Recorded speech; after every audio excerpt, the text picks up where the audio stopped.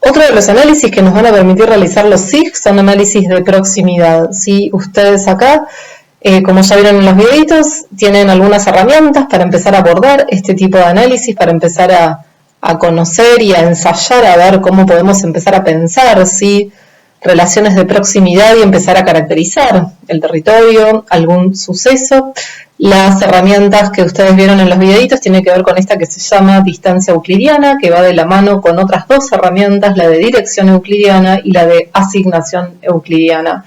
Todas ellas me van a permitir obtener como resultado también un raster, ¿sí?, al estilo de mapa de calor, a partir de un input vectorial, que también puede ser un input raster, ¿sí? En el QGIS ya vieron que solamente en esa herramienta es input raster, pero en el ArcGIS puede ser también un input vectorial, pero a partir de una capa, digamos, vectorial, y también como el mapa de calor, puedo obtener un output raster. Lo que voy a obtener también es una matriz de distancias y por ende es una variable cuantitativa continua y también va a ser un modelo digital de elevaciones, ¿sí?, para ese área acotado, definida, en el que uno está haciendo el estudio. Bueno, como vieron en los videitos, tenemos las tres herramientas, que en una voy a poder calcular el valor para cada celda del objeto espacial más cercano a esa celda, en el otro voy a poder calcular la dirección, ¿sí?, respecto a esa celda en la que se encuentra el objeto más cercano, y en la otra voy a tener la asignación, ¿sí?, de a qué, digamos, respecto a una celda en la que yo estoy analizando, a qué objeto espacial, ¿sí?, le corresponde el área de influencia dentro del cual yo me encuentre o tenga la trayectoria más cercana, ¿sí?, a qué área dentro, a qué centro de área de influencia. Por eso también esta última herramienta se puede llamar áreas de asignación respecto a un punto, de modo que la superficie asignada, sí, afectada en esa área de asignación, es la que más cerca se encuentra a ese punto. Supongamos que queremos asignar vacunatorios, ¿sí? ¿Dónde se tiene que vacunar, por ejemplo, la población de un área de estudio?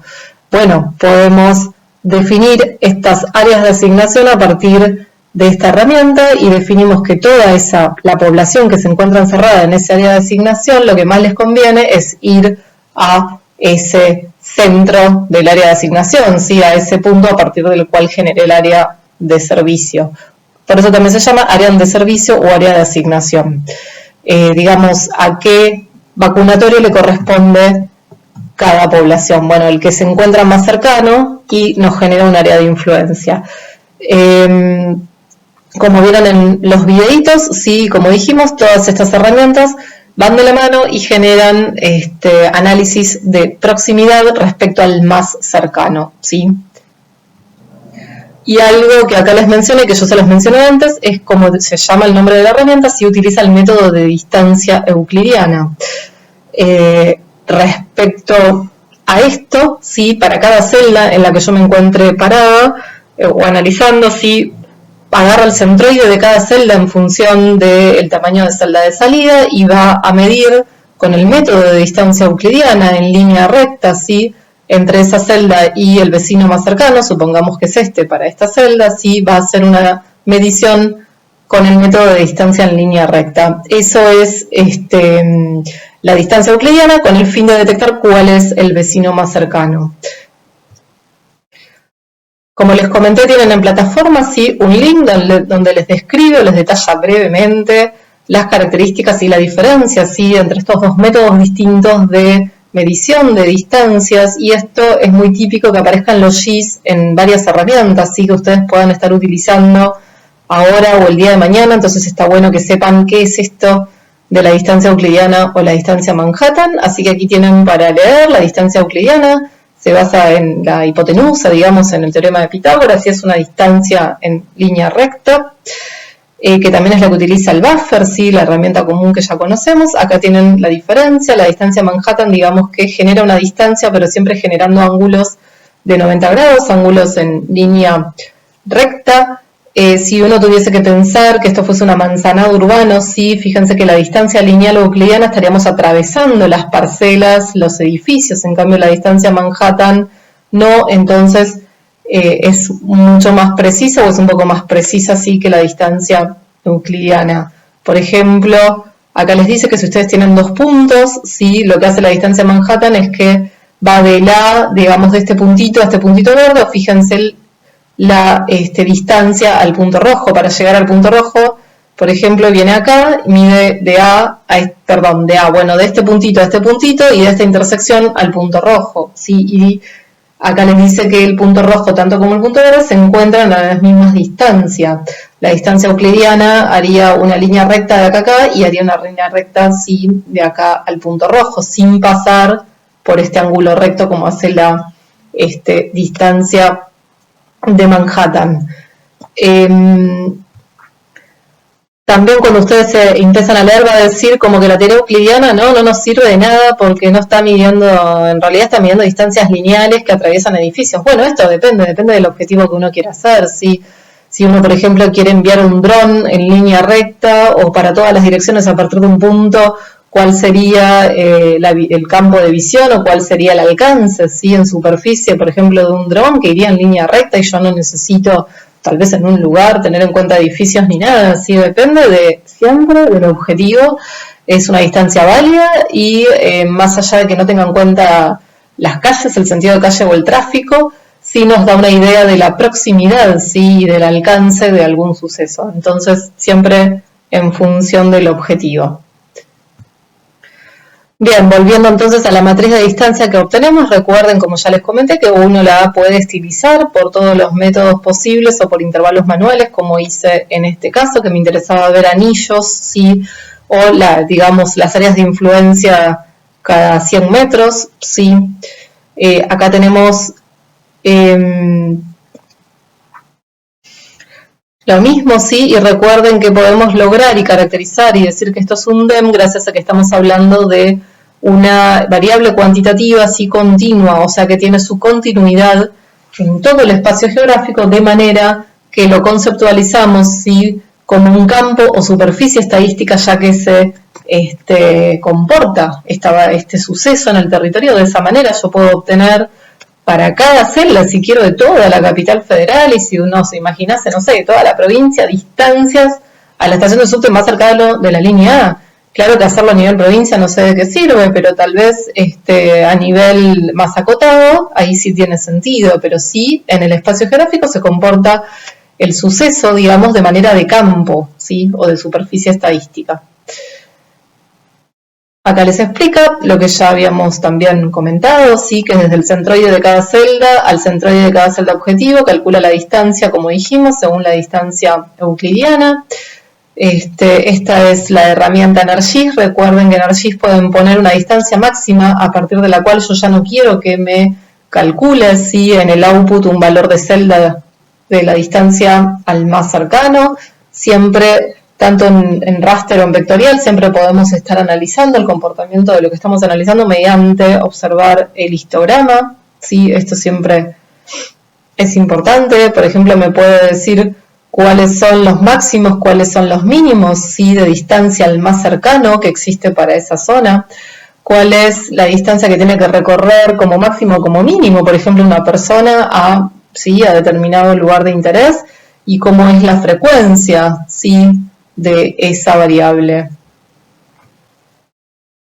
También, como vieron en los videitos, ustedes pueden hacer, generar una matriz de distancia en función de muchos elementos espaciales, por ejemplo, de muchas estaciones de subtes, o una matriz de distancia respecto a un solo elemento, por ejemplo, en este caso, un curso de agua. ¿sí?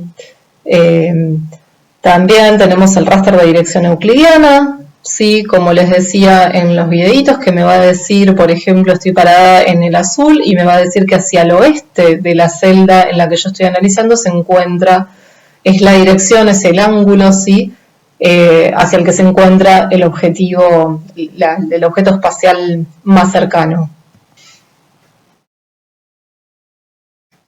Fíjense cómo en el output, ¿sí? Lo que está realizando es a partir de esas entidades del input, detecta cuál es el grado del ángulo ¿sí? de dirección. Esos son los valores que les va a adjudicar al output de salida. ¿Para qué nos puede servir? Bueno, acá tienen un montón.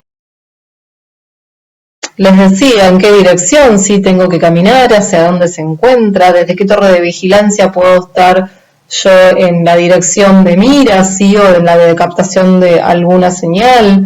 Estoy en la dirección de influencia de algún viento, de alguna tormenta, de algún foco de incendio, ¿sí? De alguna onda de propagación, sea de un olor, de un gas, de alguna sustancia, ¿sí? De algún sonido.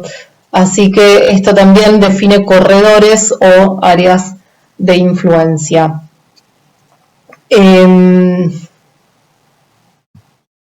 Y esta es la última herramienta que les comentaba en los videitos, que cada objeto vectorial o raster del input le va a asignar como una especie de ID, ¿sí? Esto lo realiza de manera interna y luego en el output va a adjudicarle a cada celda, ¿sí? Le va a poner el valor de ese ID, ¿sí? De ese objeto espacial que corresponde al más cercano para cada celda. O sea, para todas estas celdas, el objeto espacial más cercano es al objeto espacial que le denominó con el ID 1. Y para todo este territorio, el objeto espacial más cercano es al que le denominó, es aquel que denominó con el ID 2, ¿sí?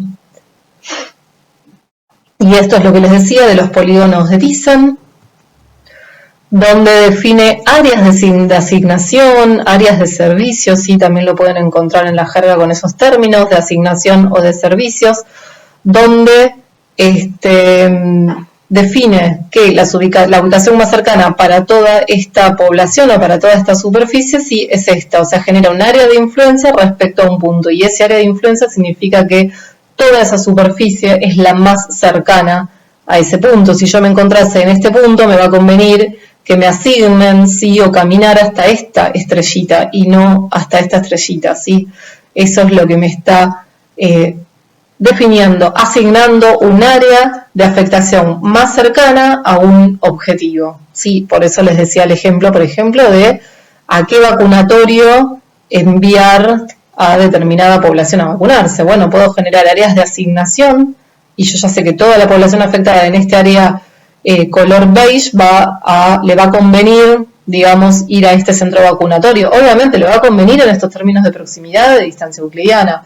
Si estamos pensando en que puede ir caminando, tal vez, o en distribuir de esta manera de distancia lineal el territorio. Obviamente, si estamos hablando de accesibilidad, que es lo que ya vamos a ver, y tenemos que tener en cuenta los medios de transporte, bueno, tal vez la persona que vive acá le es más cercano llegar a esta estrellita que llegar a esta, porque en el medio puede haber un obstáculo y por ende no es accesible o no hay calles, ¿sí? Ya vamos a ver, van a ver a raíz de todas estas herramientas que en realidad los términos de proximidad, de accesibilidad, ¿sí? De distancia y a veces también de concentración están como todos relacionados, ¿sí? El tema es, bueno, justamente ir definiendo cuál es el análisis o lo que uno está queriendo visualizar o revelar en el territorio. Y acá por último tenían el de asignación euclidiana, el mismo que veníamos viendo, pero acá fíjense la diferencia, en uno se le especificó una distancia máxima y en el otro no, ¿sí? Esta es la distancia euclidiana en ArcGIS, que ya la vieron en el videíto. Y esta es la distancia euclidiana en QGIS, sí, que va a necesitar un paso previo de rasterizar el input en caso de que lo tengan a nivel vectorial.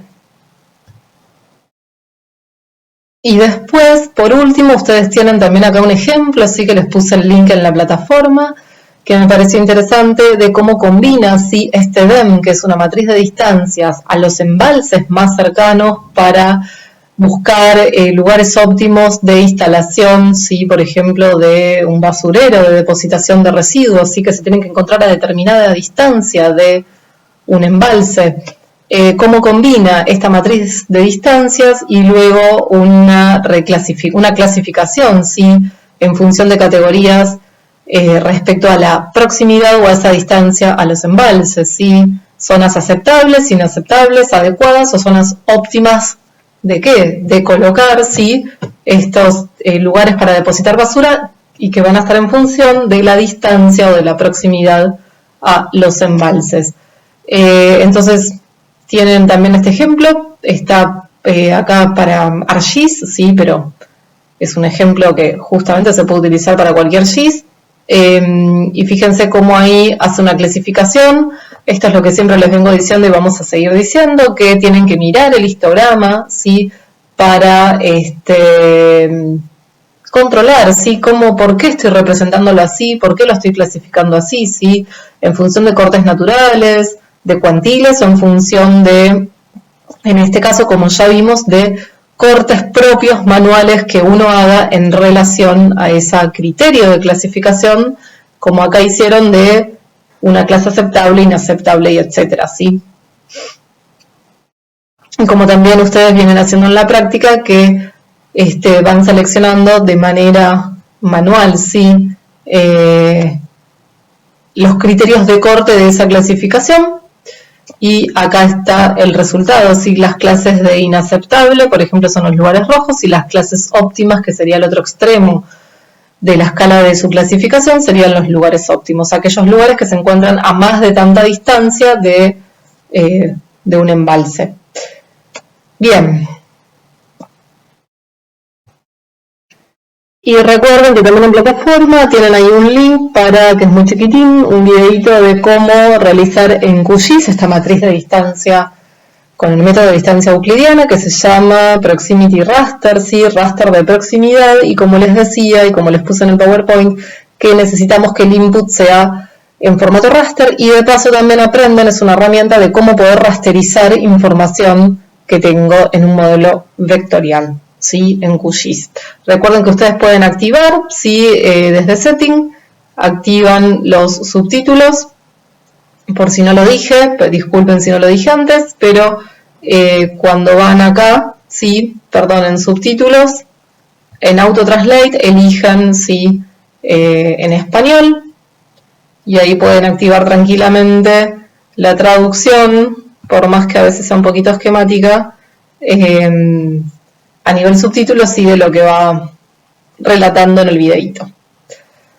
Bien, con esto terminaríamos entonces el material de análisis de concentración, de análisis de proximidad, y nos quedaría análisis de accesibilidad.